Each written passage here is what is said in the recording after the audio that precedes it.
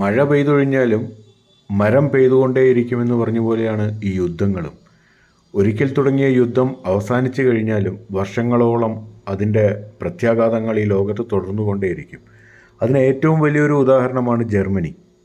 രണ്ടാം ലോക മഹായുദ്ധകാലത്ത് സഖ്യകക്ഷികളെല്ലാവരും കൂടെ ഏകദേശം 27 ലക്ഷം ടൺ ഭാരം വരുന്ന ബോംബുകളാണ് ഉപയോഗിച്ചത്. അതിൽ പകുതിയിലേറെയും വീണത് ജർമ്മനിയിൽ തന്നെയായിരുന്നു. ഇന്നും പലയിടങ്ങളിൽ നിന്ന് പൊട്ടാത്ത ബോംബുകളും മറ്റും കണ്ടെത്താറുമുണ്ട്.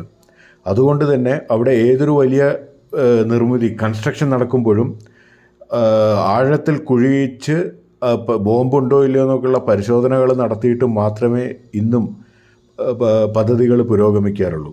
ഏറ്റവും അവസാനമായിട്ട് 2011 റൈൻ നദി അന്നത്തെ ഒരു ഘോരമായ വരൾച്ചയെ തുടർന്ന് വരണ്ടു വറ്റിയപ്പോൾ അതിൻ്റെ മടിത്തട്ടിൽ നിന്നും കണ്ടെത്തിയത് ഏതാണ്ട് 1800 കിലോ ഭാരം വരുന്ന ബോംബായിരുന്നു. തുടർന്നന്ന് ഏതാണ്ട് 45,000ഓളം പേരെ പരിസരത്തുണ്ടായിരുന്ന 45,000 പേരെ ഒഴിപ്പിക്കേണ്ടതായി വന്നു സുരക്ഷയെ മുൻകരുത്തി.